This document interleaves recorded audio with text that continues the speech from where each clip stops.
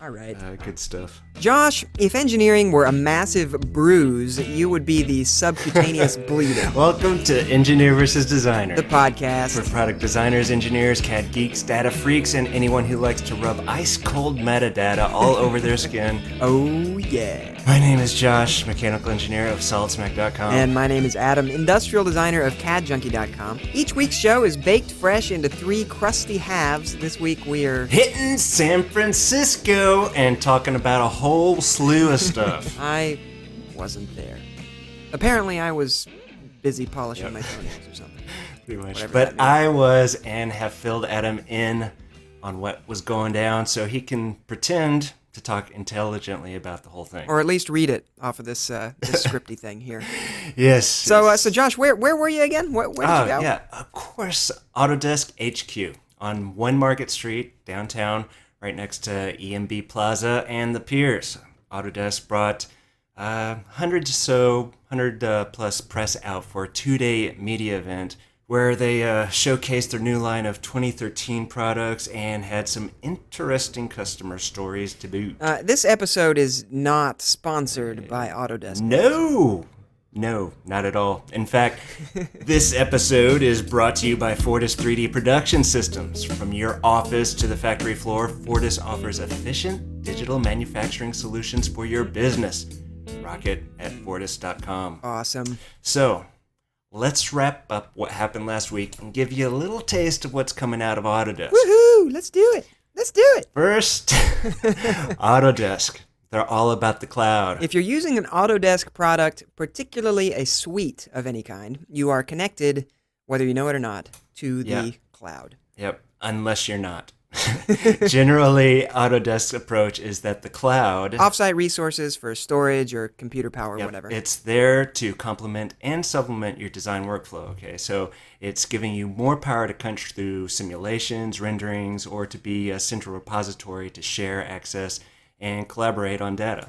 I like it, and I really hope that happens very soon. Likes it, and it is happening.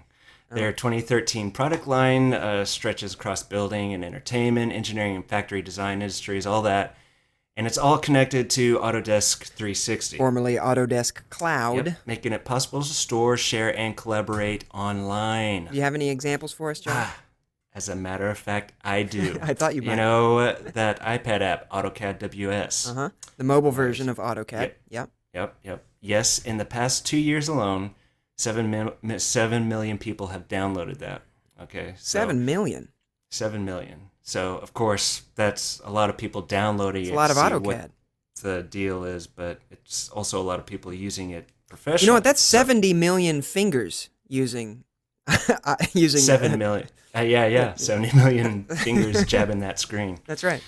Drawing lines across it. So, yeah, a lot of people using it. To give it a little bit of context, in the past 30 years that Autodesk has been around, there have been 12 million legal users of their products. So wow, that's ridiculous. People are jumping on it. What else you got? So, well, their product suites group industry-specific software together, you know, all that. They get tighter integration between each other, something that has been needed for a while. And for product design in particular, if it brought tears to your eyes that Inventor wasn't part of the standard product design suite, I it is haven't now. stopped crying ever since I learned that. Really? But I can sense your excitement. It's now a part of the suite officially. Yes. It's like Pluto that's now not a planet except the opposite. Yes, exactly like I'm that. really excited. I was going to make that analogy. I'm shaking with excitement. Oh, and they also gave us a little taste of how people are using their new PLM product, PLM 360. Oh, really? You don't say? Because I am, as a designer, PLM is basically my favorite thing in the whole world, and it does not make me want to claw my eyeballs out of my head. I knew it would. Well, you'll also be happy to know that people are actually using it then. Really? So, think of it as a tool to manage products, engineers, suppliers, quality equipment, operations, service sales, all that. All that stuff that I didn't go to school for because I hate it. Yes, exactly all that. So, Mr. Adams, since you're so excited about it, I know you love the topic. Your thoughts on PLM. Have you ever actually used a PLM system, first of all? Is it necessary, and is Autodesk actually making it sexy? Well, before I answer that, I should say that this week's CAD Junkie Q&A is brought to you by Fortis 3D Production Systems. Fortis systems produce accurate, durable prototypes and production-grade parts using high-performance thermoplastics. See it all at fortis.com. All right. Well, so have I ever used a PLM system? Yes, I've used a couple of different ones at different corporate jobs that I've had over the years, and generally, here's the thing. So, like usually, in order to store a whole bunch of files, you end up using a database that numbers the files with some arbitrary numbering system, and I can understand. I can understand the reason for doing that. And usually, they also include some kind of browser that's supposed to help you find the files that you work on frequently and whatever. But in my experience, what actually happens is that the engineers are all sitting at their desks with little pads of paper where they've written down about 10 different 9-digit numbers that they use most frequently, and so that they can punch those in to get to the parts that they want. Is it not like that anymore? I mean, it depends on what system you're using, but that's more on the data management side of things. I mean, those are PDM systems, and they range all over the place. And yeah, you're going to be making links to the data that you use most often, for sure. Well, and for me, as a designer, that's the part that I'm the most intimate with. It's the part that I work with the most frequently. But frankly, PLM in the larger scheme of things, I have to admit, I have very little and or nothing to do with that. Can you explain to me the difference, or how PDM fits into PLM, and then what PLM kind of means to a dummy like me? Well, so PLM, it captures the whole business process. Right, so it starts with managing projects, and then in engineering, and that's where the data management side comes in. So some PLM systems tie in with other data management systems, and then it goes on down the line to manufacturing, handling suppliers, quality control, and even onto marketing. So it sort of captures that whole process. And I have never heard of a marketing person using an Autodesk product.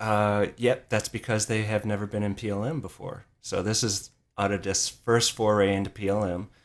Before that, there was systems like Innovia and Siemens Teamcenter, things like that. Even open source offerings. See, I've used Teamcenter, but frankly, we only ever used it as a PDM system. I don't know that that I've ever seen it used in a broader context. Yep, and that's pretty much it. As far as I've seen it used, is more for product management and tying in with the manufacturing process. Are there any big companies that you know of that are using PLM like actually using it both in engineering and marketing and design? I would have to say no. None that I can think of. I'd have to think long and hard. All right. So it exists. That's good to know that it exists. But yeah. Well, I know people who are using this now, and it was actually kind of interesting to hear about how they're using it. And it's not so much that it's replacing their system, their current system. They're using it along with it and getting rid of a lot of manual type organization, a lot of spreadsheets, and putting into this online system that they can access. So I have to admit, I hate this stuff. Every system I've ever seen and I haven't seen the Autodesk stuff in all fairness, but it's all just drives me bonkers because it is so red tape heavy, everything that you do in these systems. I just hope somebody will solve it though, because it is a need that I've definitely seen, and that I would love a better way to keep track of my billions of files. That would be awesome. I haven't found one that is less cumbersome than just using a good old file naming convention and trying to keep up with it. Yeah, I know your brain is starting to hemorrhage. I thought that was your incredible sense of design. Yes, that too. Out in San Francisco at the Autodesk Media Summit, I had a chance to sit down with Oleg Shilovitsky and talk to him about his product and how it works. Here he is. Greetings, EVD listeners. Josh here from SolidSmack.com. Adam isn't with us this week. He's polishing his toenails, so you're stuck with me. I'm in San Francisco, California this week and have the great opportunity to talk with the one, the only, Oleg Shilovitsky. Yes. He is the CEO and co-founder of Inforbix, the site that is making data search cool, and he's also the blogger at Beyond PLM. So thank you for being on the show here, Oleg. Thank you, Josh. All right, so I've actually known you a while now, but you know, the accent, I have no idea where you're actually from. So give us a little bit of your background. Where did you grow up? And I grew up in Russia. I was born in Russia. And then I emigrated to Israel. And after I moved to the United States. So this is the crazy accent. So you don't know where it comes from. So. It's a mix of all that. I'll avoid any Russian mafia jokes. No, that's I don't fine. want You anybody can go coming with after this. my family. I already gave you all opportunities now. Israeli mafia, Russian mafia, whatever. Only pick one. Right on. Okay, so you have a long history in the CAD industry. Can you fill us in on that? Where you started? How you got into that? Yeah, actually, I started very early in my university study, and it's funny enough when I'm thinking about back these days, it was about how to connect graphical data in a database.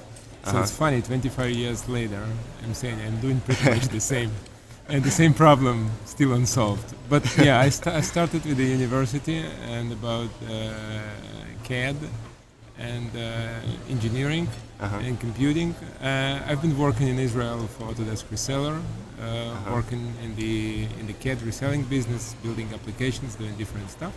Later, I joined a startup company in Israel called Smarty. Yes. Maybe people know this product, and in '99 the company was acquired by Dassault System, also a known company. Then I spent 11 years with Dassault, working with the different places, different responsibilities. Later I was moved to Boston, and I worked for the Innovia and worked in Innovia offices in Boston. And after I left Dassault, I founded Inforbix. So that's... So always involved in the PDM, sort of PLM world? Yeah, that was about data. It was about PDM, PLM, engineering, it's such stuff. And so you started up Inforbix then after Dassault. What? How long ago was that? Like 2 years? Yeah, it was 2 years ago. Yeah. So why did you decide that you wanted to do your own startup? I guess again, because you had done it with Smart Team, or it was interesting. It was interesting experience. I think that talking to many customers, talking to many people, especially since I started blogging, it was a separate experience of talking to so many people and experience their problems. And at the same time, I've been watching what is going in the industry, what is going in technology. And I think Inforbix is just about how to solve a complicated problem in a simple way. Yeah, can you, for those who don't know what Inforbix is or does, can you sort of give like the quick pitch and then more of the technical detail behind it? Inforbix is very easy. Inforbix is about solving one big problem, how you get access to data at the time that you need it. And you want to have the right data. This is data inside your company This or is on data. your, This is data anywhere. inside of your company. And you know, if you need data these days about something, you go to Google. So if you need data about Lady Gaga, Google is a perfect place. However, if you need data about a particular part number or supplier, Google won't help you. Right. And that's the problem that we solve. Also, it's, some people talking about search, but we see it as a little bit more widely. We see it as the ability to get access to data in different forms because, engineers, you have two engineers, they have three opinions how to do stuff. So some of them needs reports, some of them just need to send you an information that something updated, and some of them just need to visualize data. So one size doesn't fit all in the engineering and manufacturing, and we do it in a very special way, which is inappropriate for the manufacturing company. So Google is searching data on the web, and you're taking care of everything else. You're searching everything else, potentially. Not everything else. We are very focused. We're very focused on something that's called product data. And you think about product data, it can live in any places. It can live in your sales department. It can live in your ERP system. It can live in your files. It can live in many places. So we're just taking care about product data. Yeah. I guess I was getting at Google indexes everything, and you're indexing product data. Yeah, we go to particular places in a company where you have product data, and you choose these places. So it's not we are not decide where to go. The engineers or IT department can tell us where to go. So we can pick up files from your file vault. We can pick up data from your PDM system. We can pick up data from other data sources. So we do it selectively, and in the way that will help you to connect different data in different places. So you will have a bill of material in the CAD drawing, and you will have some information in Excel spreadsheet, and you will have some data in your Access database about suppliers, and we will make it all connected together. So the ability to connect data is another thing that we are doing in a very selective and intelligent way. We can find these pieces of information, and using semantic algorithms that we develop, we can connect it together.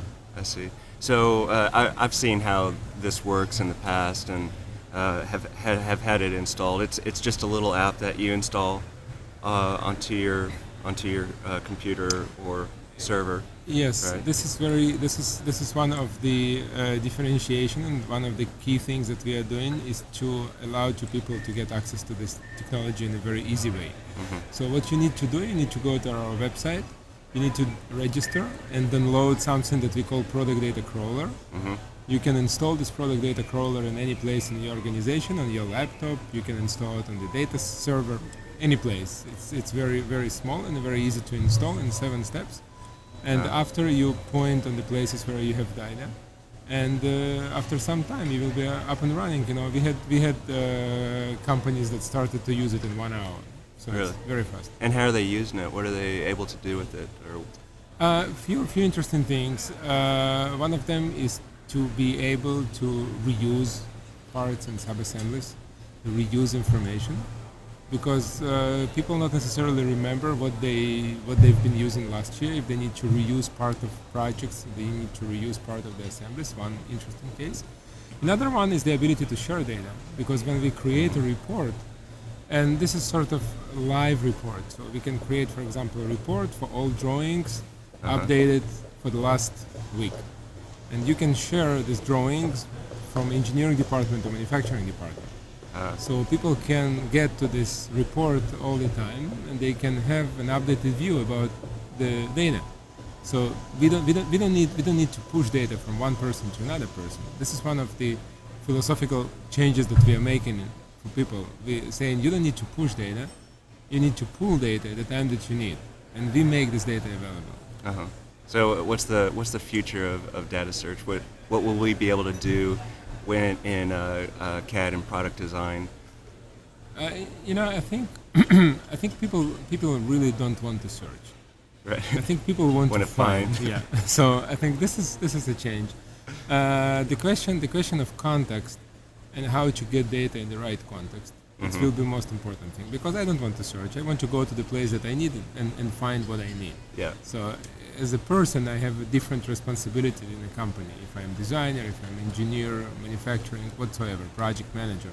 So I want to have places where I can go and I can find the right stuff that I need in order to perform my duties. And Apple is saying if you have a problem, you have an app.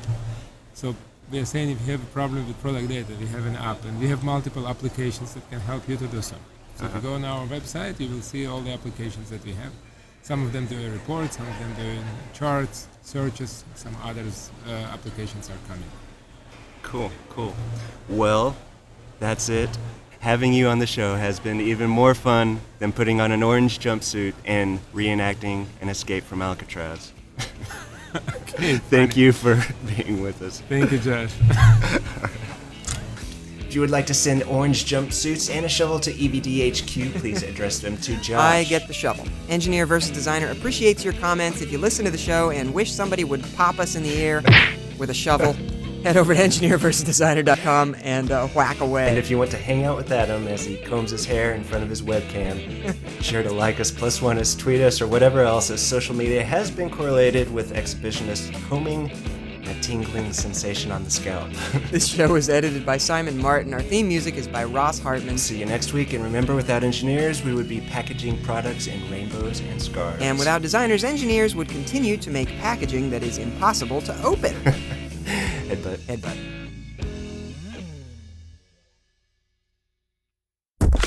A production of EVD Media.